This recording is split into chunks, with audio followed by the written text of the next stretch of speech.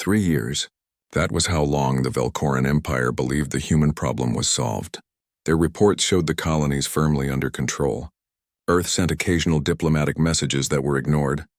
There were no military movements, no threats, no signs of resistance. The humans appeared to have accepted their defeat.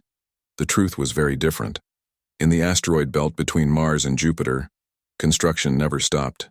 Shipyards worked around the clock, building vessels that Earth had never produced before. Every design was studied and improved. Every weakness in Velcoran technology was identified and exploited.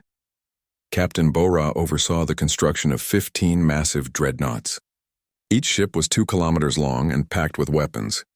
But size was not their only advantage. The armor was adaptive, learning from each hit it took and adjusting its density. The shields could rotate frequencies to counter Velcoran energy weapons. The engines were built for both speed and endurance. Her flagship was called the Iron Typhoon. Bora walked through its corridors every day, inspecting every system, talking to every crew member. She wanted them to know their ship as well as they knew their own homes. When the time came to fight, there could be no mistakes. While Bora built the main battle fleet, other ships were taking shape. Wraith-class stealth frigates that could slip past enemy sensors by making themselves look like background radiation. Hammer-class assault carriers designed to launch thousands of drones at once, overwhelming enemy defenses. Reaper-class bombers built for one purpose: breaking through planetary shields and delivering devastating strikes. Dr. Hyunwoo worked in secure laboratories deep beneath the surface of Mars. His specialty was xenobiology, the study of alien life forms. He had obtained samples of Velcoran tissue from the battlefields and spent months analyzing their biology. What he discovered gave him the tools to create weapons specifically designed to harm Velcorans while being harmless to humans. The plague missiles, as they came to be called, carried a bioweapon tailored to Velcoran biochemistry.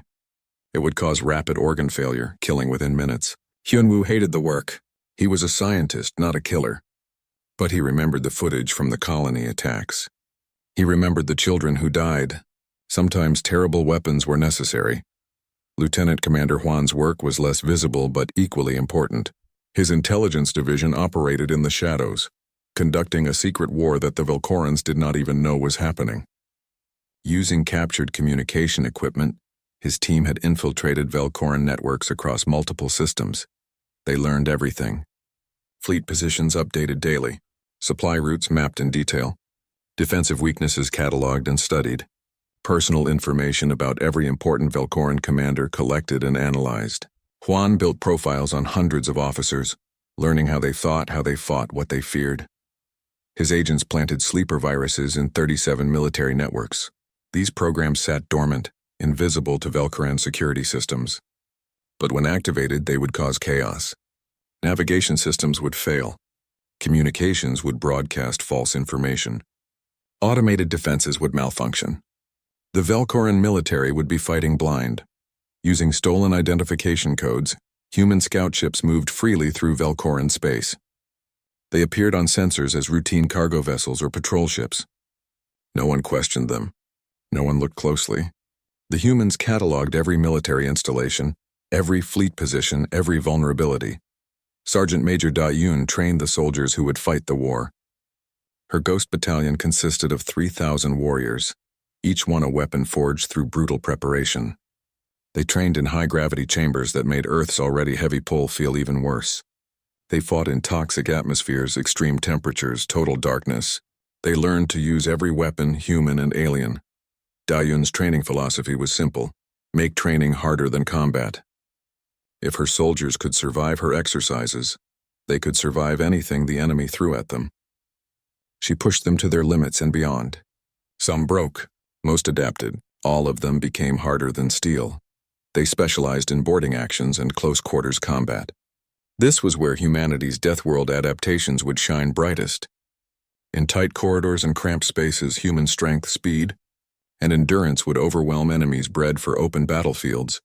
Each ghost soldier wore custom-powered armor that enhanced their already formidable capabilities. The suits could amplify strength, increase speed, filter any atmosphere, and survive in vacuum. They were equipped with silence rounds, special ammunition that disrupted Velcoran neural tissue on contact. Da-Yun led every dangerous training exercise from the front. She never asked her soldiers to do anything she would not do herself. This earned their respect and their loyalty. When the time came to fight, they would follow her anywhere. While humanity prepared in secret, the Velcoran Empire continued expanding. They conquered 2 more systems, bringing their total to 49. Their military was stretched thin across vast territory, but confidence remained high. After all, no one had seriously challenged them in decades.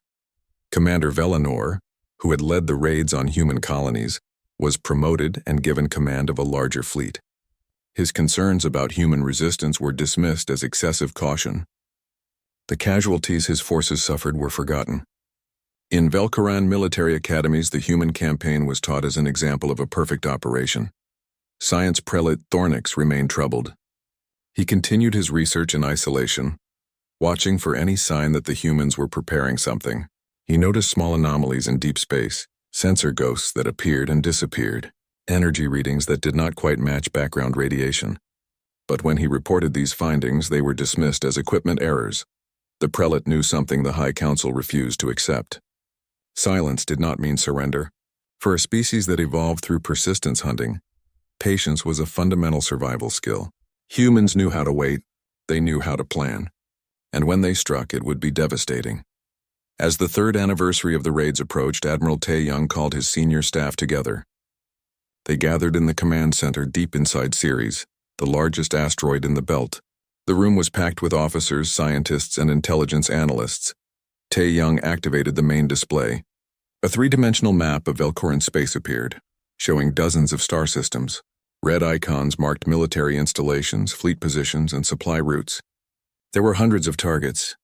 3 years ago, they attacked us, the Admiral said quietly. They killed our people without warning. They destroyed our colonies without mercy. They thought we would surrender. They thought we would beg for peace. They were wrong. He touched a control. Blue icons appeared representing Earth's hidden armada, ships marked with designations like Iron Typhoon, Silent Thunder, Stormbreaker. There were over 300 vessels, each one more advanced than anything the Velcorans had seen before. In 1 week, we launch Operation Reckoning. We will strike 12 supply depots simultaneously. We will infiltrate their networks and cause chaos. We will engage their main fleet and destroy it. And we will send a message that the entire galaxy will hear. Attack humanity at your own peril. The room was silent. Everyone understood what this meant. They were about to start a war with an empire that had conquered 49 systems. An empire with technology superior to Earth's. An empire that believed itself invincible. Bora spoke up. Admiral, what if we lose? Tae-young looked at her steadily. Then we lose fighting. Better to die on our feet than live on our knees. But we will not lose. We have prepared for 3 years. We know their every weakness. We have weapons they cannot counter. We have soldiers trained beyond anything they have faced. And most importantly, we have something they lack. What is that? Someone asked. Motivation. They fight for conquest and glory. We fight for survival and justice. They think they are superior. We know we are survivors. That makes all the difference. Juan presented the operational plan. Phase 1 would hit the supply depots, crippling Velcoran logistics. Phase 2 would activate the sleeper viruses, disrupting their communications and sensors. Phase 3 would engage the 3rd Armada in decisive battle. Phase 4 would see Ghost Battalion strike at the Velcoran capital itself. It was an ambitious plan. Some said it was impossible. But everyone in that room had spent 3 years preparing for this moment. They had worked too hard and sacrificed too much to doubt now. As the briefing concluded, Da-un stood and looked around at her fellow officers. They think we are primitive animals. They think Earth is just another conquered world. We are about to teach them why you should never underestimate a species that evolved by surviving everything their planet could throw at them. The room erupted in grim approval. No cheers, no celebration, just quiet determination. They were about to attempt something that had never been done before.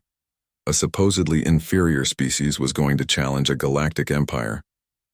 Over the next 7 days, the fleet prepared. Crews ran final system checks. Soldiers loaded their equipment. Scientists armed the experimental weapons.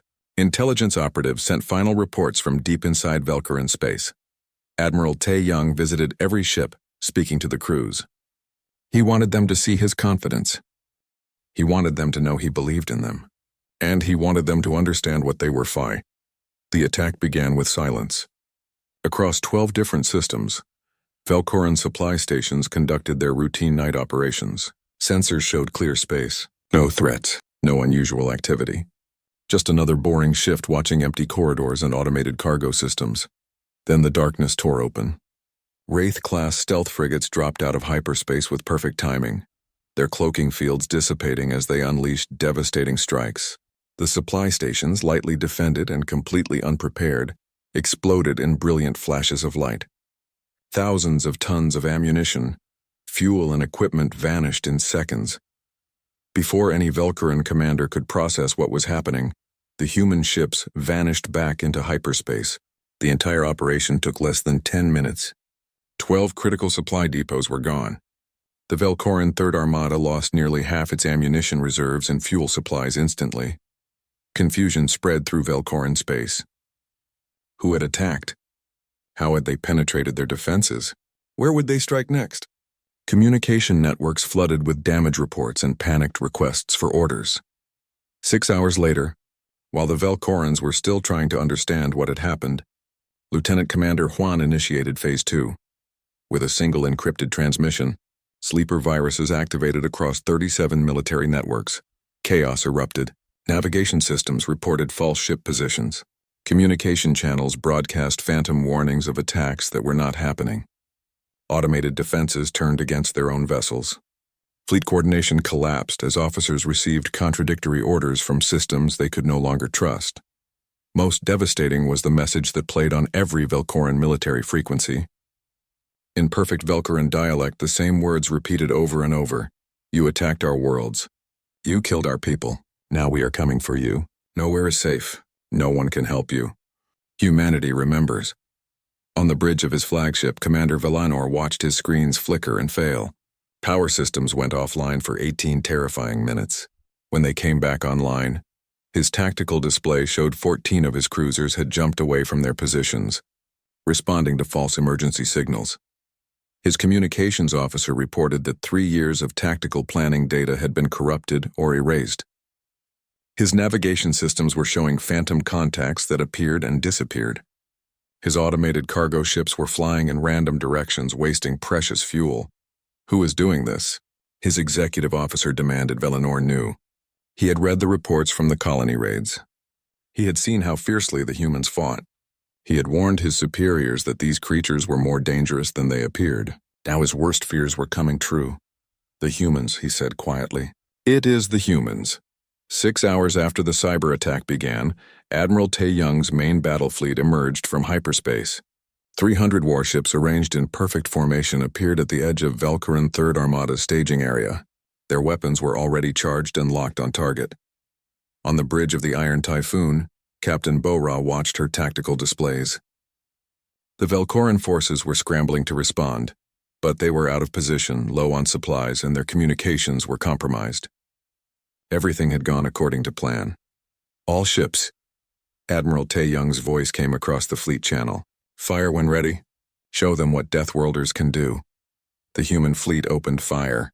Energy weapons lanced across the void. Missiles streaked toward their targets. The Velcorans had superior technology, but the humans had studied their tactics for 3 years. Every defensive pattern was known. Every standard response was anticipated. Every weakness was exploited. Bora's dreadnought led a squadron in a direct assault on the center of the Velcoran formation. Her adaptive armor absorbed the first volleys, learning from each hit and adjusting. Her weapons systematically dismantled Velcoran cruisers. The Iron Typhoon lived up to its name, cutting through enemy lines like a force of nature. Hammer-class carriers deployed clouds of combat drones. Thousands of small craft swarmed Velcoran vessels, overwhelming their point defenses. Each drone was expendable, but coordinated through adaptive artificial intelligence that learned from every engagement. The Velcoran gunners could not keep up. The Velcoran battleship Eternal Dominance, pride of the Third Armada, exploded when Reaper bombers punched through its shields and delivered kinetic strikes directly to its reactor core. The explosion was so massive it damaged 3 nearby cruisers. Commander Velanor tried to organize a counterattack, but the humans moved in patterns that Velcoran doctrine said were impossible. They split their formations and reformed too quickly. They sacrificed smaller ships to create openings for larger vessels. They fought with a coordination that seemed almost telepathic. Dr. Hyunwoo's plague missiles struck 4 Velcoran carriers. The bioweapons worked exactly as designed. Within minutes, entire crews were incapacitated, their organs failing from the tailored toxins. The carriers drifted dead in space, their weapons silent, their crews dying. Wraith frigates used their stealth capabilities to appear behind Velcoran formations. The aliens found themselves fighting on multiple fronts simultaneously, never sure where the next attack would come from. Panic spread through their ranks. Bora personally led a daring maneuver that resulted in the capture of an intact Velcoran dreadnought. Her boarding teams stormed aboard and secured the ship before its crew could destroy it. The prize would provide valuable intelligence and technology. After 8 hours of continuous combat, the Battle of Velcora Station was effectively over. The Velcoran Third Armada, which had numbered 200 ships at the start of the day, was reduced to 30 vessels. Debris fields marked where proud warships once flew. Escape pods dotted the battlefield, carrying survivors who would tell stories of the day humanity struck back. On the Velcoran capital world, Overlord Kreshtar received the battle reports with growing horror. One of their strongest fleets was being destroyed. Human forces were demonstrating tactical sophistication and technological innovation that should not be possible for such a young species. For the first time in centuries, fear rippled through the Velcoran High Council. They demanded explanations. How did humanity build such a fleet without detection? How did they infiltrate Velcoran networks? How were they winning? Science Prelate Thornix was summoned to the council chamber. This time they listened to every word. He explained that humans were not primitive animals. They were apex predators from a death world. They had spent 3 years preparing while the Velcorans celebrated and forgot. We did not attack a weak species, Thornix said gravely. We attacked survivors. We poked a sleeping tiger. Their world taught them patience. It taught them to endure pain. It taught them to adapt. And most importantly, it taught them that the only way to eliminate a threat is to destroy it completely. The prelate projected casualty estimates that silenced the room. If current trends continued, the Third Armada would be annihilated within hours. And this was only the beginning. Intelligence suggested that human forces were preparing to strike at the capital itself. Kreshtar demanded to know why Thornix had not warned them more forcefully. The prelate simply replied, I tried. You would not listen. Back at the battle site, Commander Velinor made a decision that would haunt him for the rest of his life. His fleet was lost, but he could still warn the Empire. He compiled everything he had learned about human capabilities and transmitted it to the capital with a desperate message. Retreat. Fortify. They are coming for the homeworld next. Then, with 30 ships remaining from his original force of 200, Velinor did something few Velcoran commanders had ever done. He surrendered. He broadcast an unconditional surrender on all frequencies, ordering his remaining ships to power down their weapons. On his flagship, Admiral Tae-Young received the surrender and considered his options. His orders were to break the Velcoran Empire completely, but he was also pragmatic. Velinor's intelligence could be useful, and news of a Velcoran surrender would demoralize the enemy more effectively than another destroyed fleet.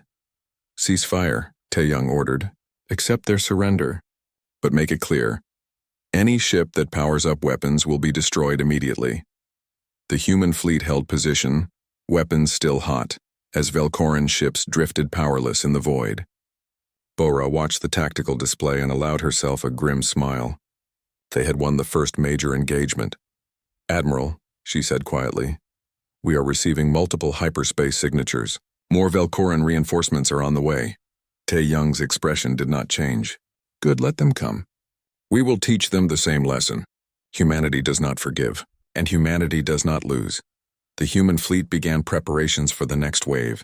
Damaged ships withdrew for repairs. Fresh vessels moved to the front lines. Ammunition was redistributed. Medical teams treated the wounded.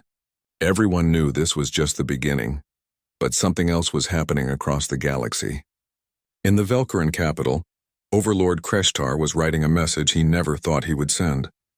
A distress call to other galactic powers, asking for help against the human threat. The message described the human attack in detail. Their superior tactics, their advanced weapons, their ruthless efficiency. It begged for assistance, offering trade concessions. He helped identify moderate Velcoran officials willing to work toward reform. Commander Velinor, who had surrendered 5 years past. The galaxy changed in ways no one could have predicted. The Velcoran Empire was gone. In its place stood a confederation of independent systems, some aligned with Earth, others forming their own alliances. The transition had been difficult, marked by conflicts and struggles, but it succeeded. Former Velcoran space was more peaceful and prosperous than it had been in centuries. Humanity's reputation evolved. They were no longer seen as terrifying conquerors. Instead, they became respected peacekeepers. The Terran Defense Force, under Fleet Admiral Tae Young's leadership, mediated disputes between species, protected trade routes from pirates, and provided disaster relief across multiple systems. The most significant change was cultural. Humanity became a bridge between species. Their unique perspective, shaped by surviving Earth's harsh environment, allowed them to understand both powerful military empires and struggling colonies. They spoke the language of strength but practiced the principles of compassion. The Terran Alliance, a defensive pact including 23 species, became the most powerful coalition in the region. Human military advisors trained forces across allied worlds, teaching both advanced tactics and humanitarian warfare principles. The lessons learned from the war with the Velcorans were shared freely. The concept of Deathworld evolution became a recognized field of study. Universities across the galaxy researched how extreme environments produced resilient species.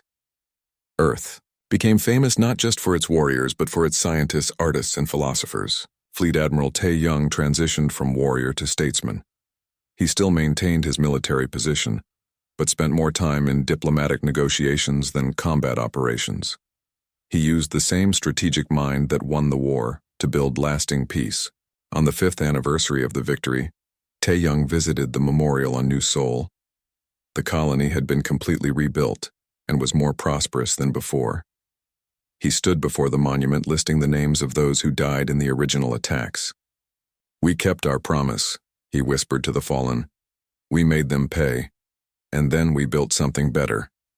Rest easy." Admiral Bora commanded the Liberty Fleet, which evolved from an occupation force into a rapid response unit. When disasters struck, when pirates attacked, when conflicts threatened to spiral into wars, her fleet arrived to stabilize situations. She had gained a reputation across the galaxy for being fierce in battle, but compassionate in peace. The Iron Typhoon remained her flagship, now upgraded with technology from dozens of species. It became a symbol. Humanity could be both destroyer and protector, depending on what the situation demanded. General Dayun, promoted from Sergeant Major, oversaw special operations across human space. Ghost Battalion expanded into an entire division. But she also dedicated time to helping veterans, particularly those who were prisoners of war. She opened rehabilitation centers on 3 worlds. "We survived the worst," she told traumatized soldiers. "That means we are strong enough to build the best. Do not let what they did to us define who we are." Director Juan led the Terran Intelligence Service, which became crucial to maintaining galactic stability. His network spanned hundreds of systems, providing early warning of potential threats. But he also advocated for ethical intelligence gathering, establishing guidelines that prevented the abuses that characterized the old Velcoran security services. Dr. Hyunwoo redirected his expertise toward medical applications. His knowledge of alien physiology, gained during the war, now saved lives rather than taking them. He developed treatments that worked across different species' biochemistries. He also wrote extensively about the ethics of bioweapon development, ensuring future generations understood both the power and the terrible responsibility. Perhaps the most remarkable development was the reconciliation between humans and Velcorans. It was not easy. Many on both sides carried deep scars. But slowly, through deliberate effort and genuine remorse from Velcoran reformers, healing began. Ambassador Thornix, formerly science prelate, became the face of this reconciliation. He traveled extensively, speaking about the lessons learned from the war, the dangers of supremacist ideology, and the value of understanding different species. His courage in defecting had saved countless lives on both sides. Commander Velinor, who surrendered the Third Armada, also played a crucial role. He wrote a memoir detailing the war from the Velcoran perspective, including his own failures and the lessons he learned. The book became required reading in military academies across the galaxy. A joint memorial was established, honoring all who died in the conflict regardless of which side they fought on.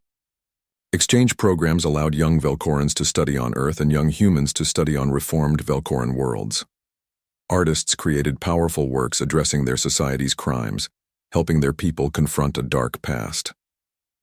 The conflict led to fundamental shifts in how the galaxy viewed dangerous worlds. Previously, death worlds were avoided. Now they were recognized as sources of remarkable species. The Galactic Council established the Death World Doctrine, principles governing contact with species from extreme environments. The core principle was simple: approach with respect, not aggression. Death World species may seem primitive, but they are survivors of environments that would kill most galactic citizens. Humanity advocated strongly for this doctrine. We want to prevent what happened to us from happening to others. Fleet Admiral Tae Young explained to the Galactic Assembly, but we also want to prevent others from making the Velcorans' mistake. Respect breeds peace. Arrogance breeds war. Children born during and after the war grew up in a very different galaxy. They attended schools with alien classmates. They learned about dozens of species cultures. They took for granted that humanity was a major galactic power. On New Sol, now fully rebuilt and prosperous, a young cadet approached Admiral Bora during a ceremony. "Admiral, my parents told me about the war, about how we almost lost everything. But people like you saved us. I want to be like that. How do I prepare?" Bora smiled at the young person's determination. "Study hard, train harder. But remember, we did not win because we were the strongest. We won because we refused to give up. We worked together, and we kept our humanity even in the darkest moments. That is what makes us Deathworlders. Not our strength, but our spirit." On the anniversary, the core team gathered on Luna. Taeyong, Bora, Dayun, Huan, and Hyunwoo stood together in the observation dome, looking at Earth spinning below. 5 years, Taeyong said quietly. "Sometimes it feels like yesterday." "Do you think we made the right choices?" Hyunwoo asked. "The weapons, the strikes, the methods we used?" Bora responded. "We did what we had to do. We protected our people. But we also showed mercy when we could have shown cruelty. That is the balance we must maintain." Dayun added, "The question is not whether we were perfect. We were not. The question is whether we learned and became better. And I think we have." Huan looked at his friends. "We were given a choice.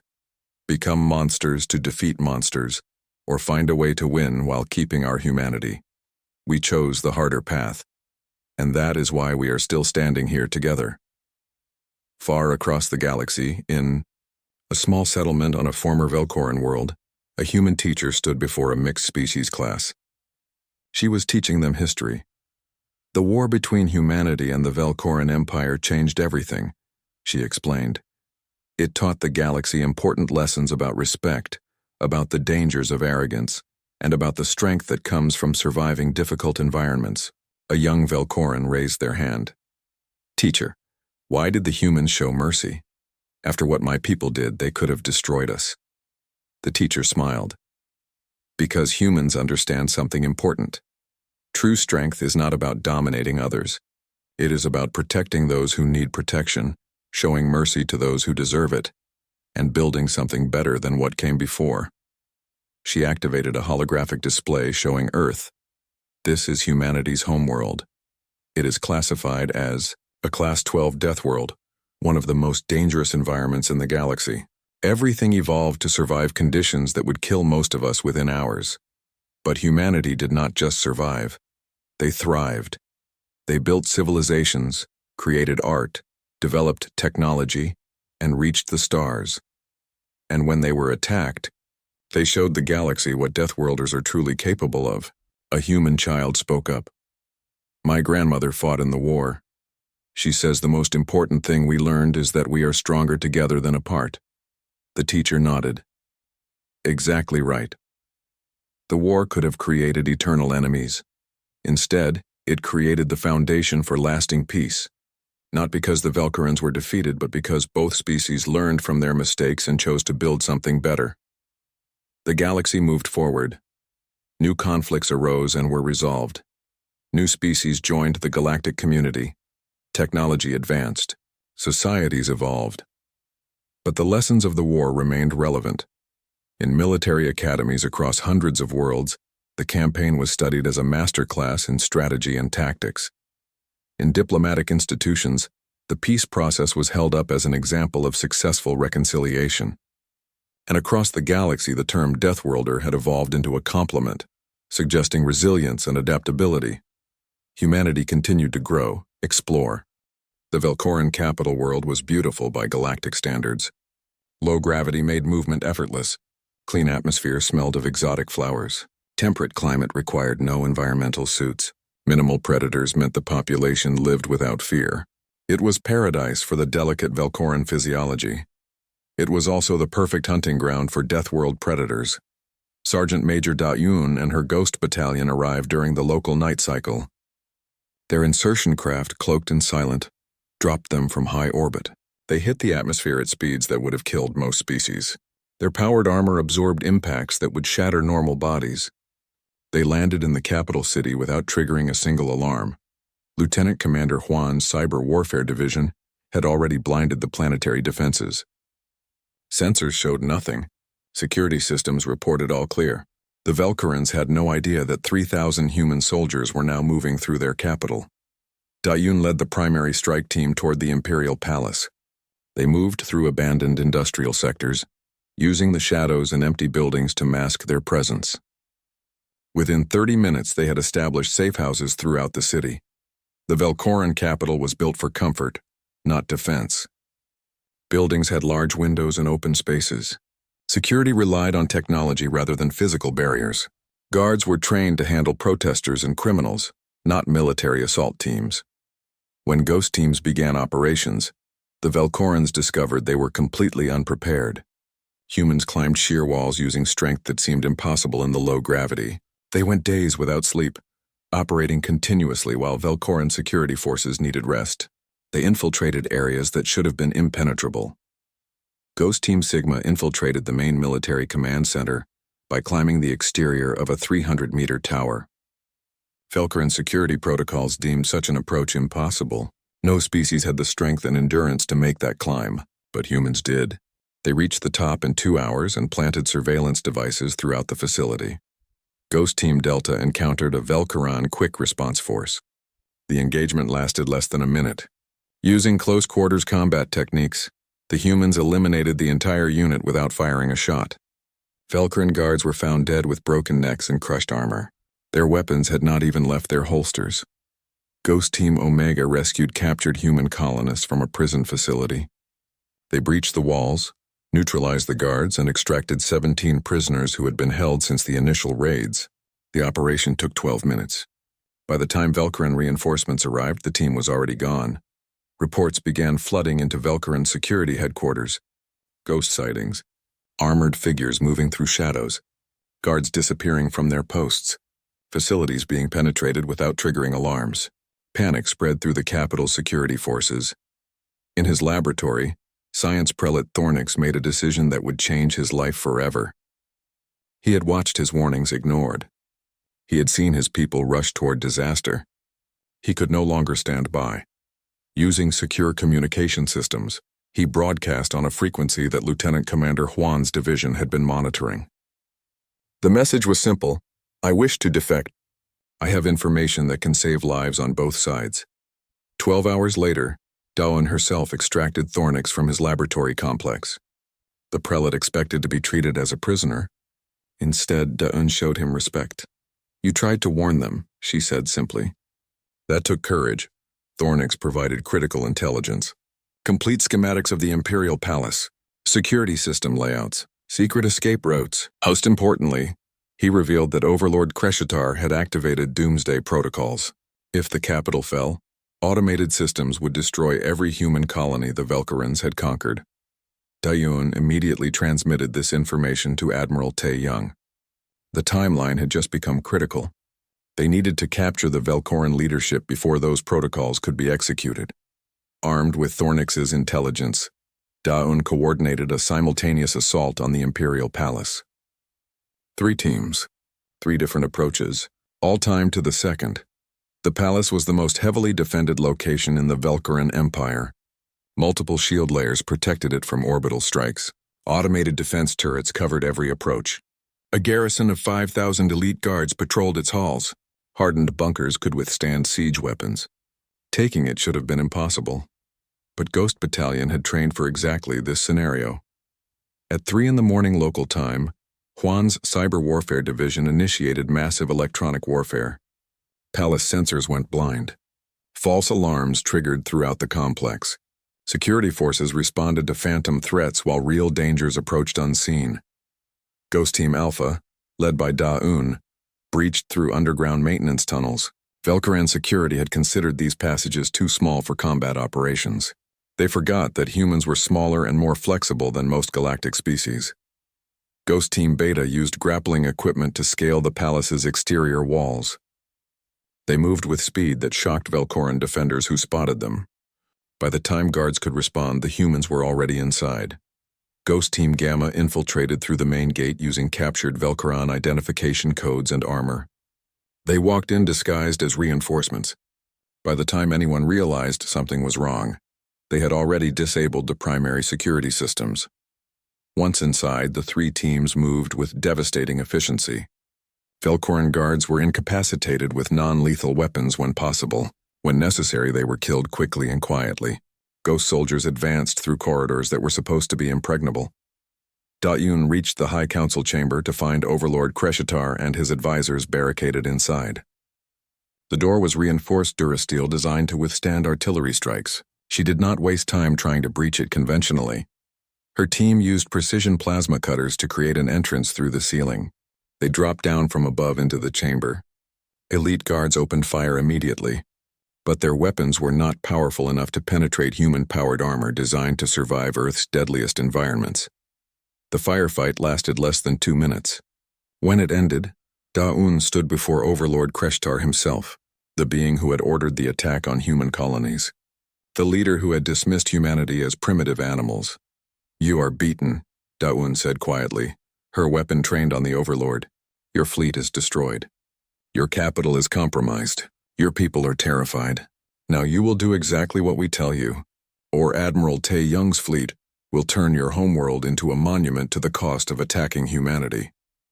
Kreshitar felt genuine fear for perhaps the first time in his life. This human, this creature from a death world, had done the impossible. She had penetrated his defenses, defeated his guards, and now held his life in her hands. "What do you want?" he whispered. Dayun's expression was cold. "First, disable those doomsday protocols. Then order every Velkoran military unit to stand down. Then surrender unconditionally to Admiral Tae-young. Do this, and we let your people live.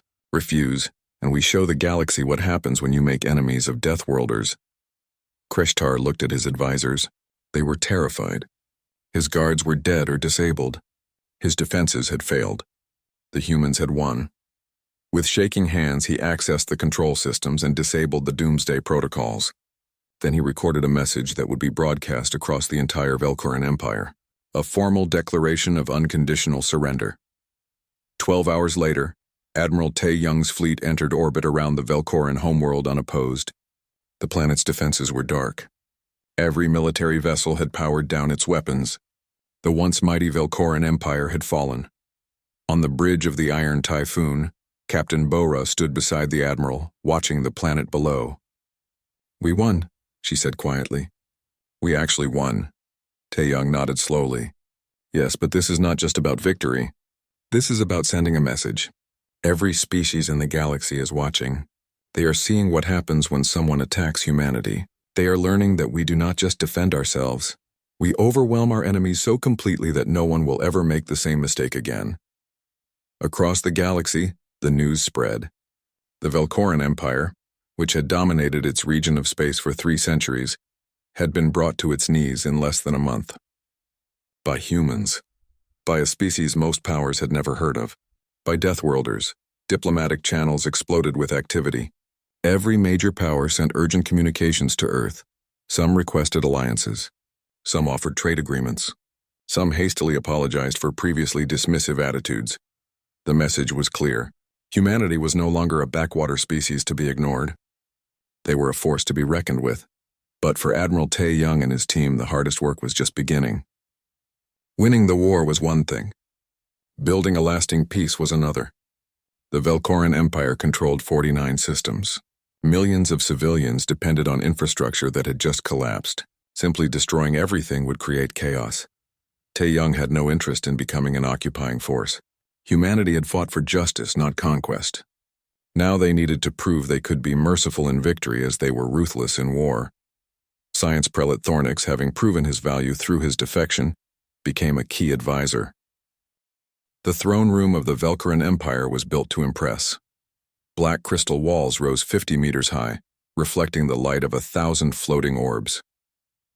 At the center sat Overlord Kreshtar, his massive form draped in armor that had seen 100 conquests.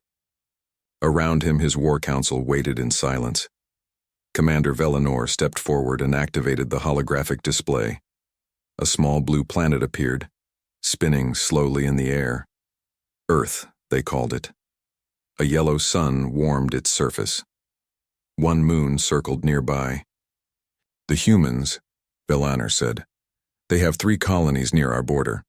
Basic technology, weak defenses. They achieved faster-than-light travel only 50 cycles ago. I recommend we claim their worlds as training grounds for our junior officers. Laughter echoed through the chamber. The idea amused them. Training grounds. As if these creatures could pose any challenge at all. Kreshtar leaned forward. Have we contacted them? No, my lord.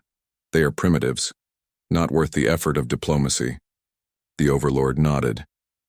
Then take their worlds. Show them the price of existing in Velcoran space. In the back of the room, Science Prelate Thornix raised his hand. My lord, I must protest. My research shows that Earth is classified as a Class 12 death world. The humans evolved in extreme conditions. High gravity, aggressive predators, toxic atmosphere by our standards. I believe they may be more dangerous than they appear. More laughter. Kreshtar waved dismissively. Your caution is noted and ignored, Prelate. We have conquered 47 systems. These animals will fall like all the others. Proceed, Commander. Thornix sat down, his warnings unheeded. He had tried. Now he could only watch and hope he was wrong. 3 weeks later, Velcoran warships dropped out of hyperspace above New Sol, a human colony world. The settlement held 30,000 civilians, farmers, miners, families who had come to build a new life far from Earth. The attack came without warning.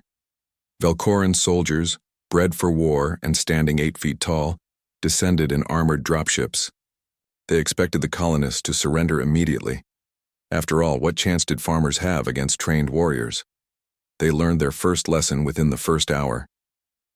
A teenage boy named Jiwoo grabbed a mining laser and disappeared into the maintenance tunnels beneath the settlement.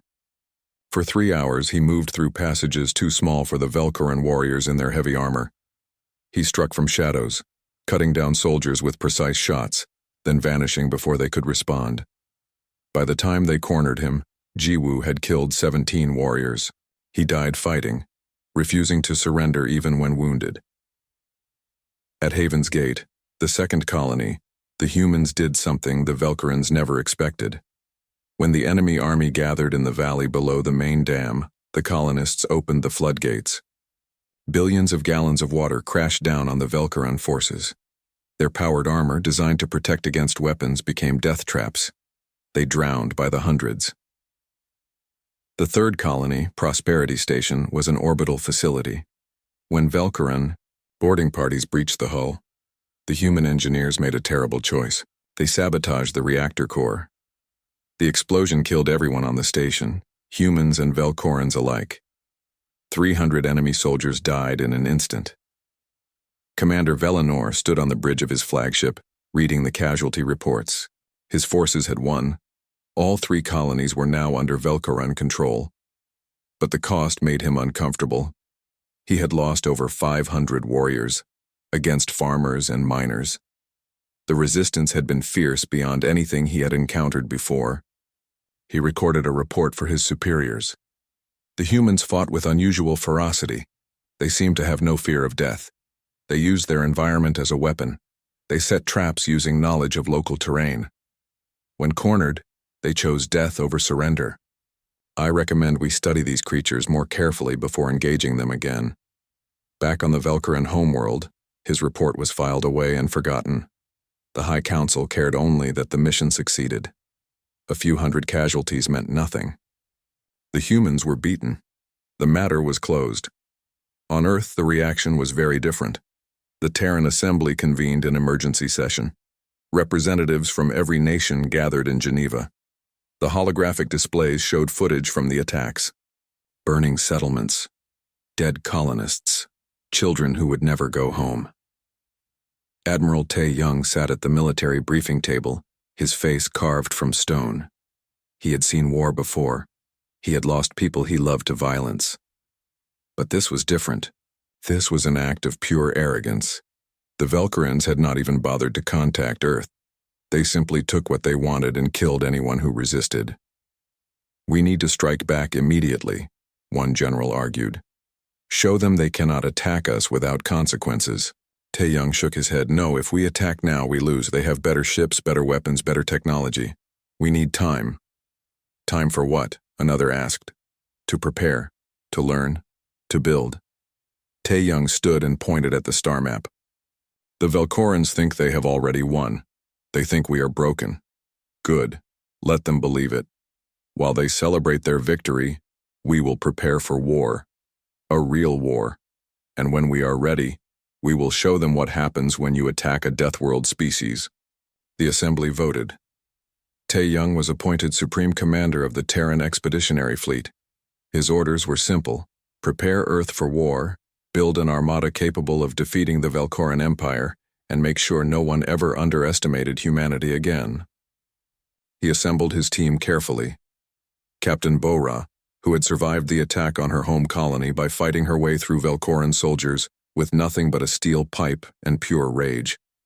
Lieutenant Commander Juan, a former diplomat who understood how to gather information and exploit weaknesses. Dr. Hyunwoo, a brilliant scientist with expertise in alien biology. And Sergeant Major Dayun, who had spent 3 years in a Velcoran prison camp before escaping and leading guerrilla operations. These were not politicians or theorists. They were survivors. Warriors. People who understood what it took to win against a stronger enemy. In their first meeting, Tae-Young laid out his strategy. "We have 3 advantages. First, they think we are weak. Second, they do not know what a Deathworld species is truly capable of. Third, we have time. They are not watching us anymore. We can build in secret." Bora asked the question everyone was thinking. "How long do we have?" 3 years. Maybe 4. We will use every day. When we strike, it will be with overwhelming force. We will not just defeat them. We will break them so completely that no one will ever attack humanity again. The work began immediately. Hidden shipyards in the asteroid belt started construction. Every nation on Earth contributed resources. Scientists worked around the clock developing new weapons. Intelligence operatives infiltrated Velcoran space, gathering information and planting the seeds of future attacks. Meanwhile, science prelate Thornix continued his research in secret. He studied human history, human biology, human warfare. What he discovered filled him with growing dread. These creatures were not just survivors. They were apex predators. Every aspect of their evolution prepared them for war. He tried once more to warn the High Council.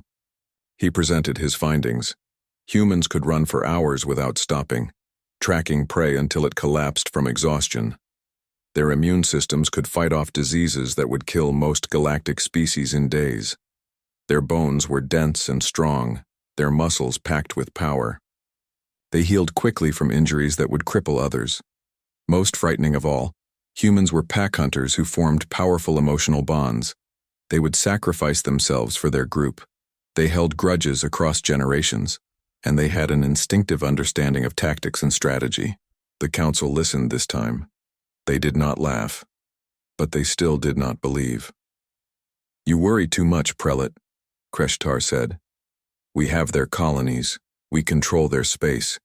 If they were truly dangerous, they would have already attacked. Their silence proves their weakness." Thornix left the chamber knowing he had failed. The Velkarans would not change course. They would continue to believe they were safe until the moment the humans struck. And by then, it would be too late. 3 years passed. The Velkaran Empire forgot about the human problem. They were busy conquering other systems, expanding their territory, enjoying their supremacy. Earth was just another conquered species, broken and silent.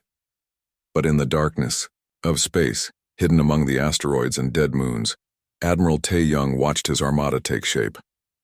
300 warships, thousands of fighters, weapons specifically designed to counter Velkoran technology, soldiers trained to a level that would terrify any enemy. The Admiral stood on the bridge of his flagship and looked at the tactical display. Every Velkoran military base was marked. Every fleet position was known. Every weakness had been identified. "Are we ready?" Bora asked, standing beside him. Tae-Young nodded slowly. "Yes. It is time to show the galaxy what Deathworlders can do. Send the order. Operation Reckoning begins in 72 hours. The message went out across the hidden fleet. Crews ran final checks on their systems. Soldiers prepared their weapons. Scientists loaded the last of their experimental munitions. Everyone knew their role. Everyone understood the stakes. The Velkaran Empire had made a terrible mistake.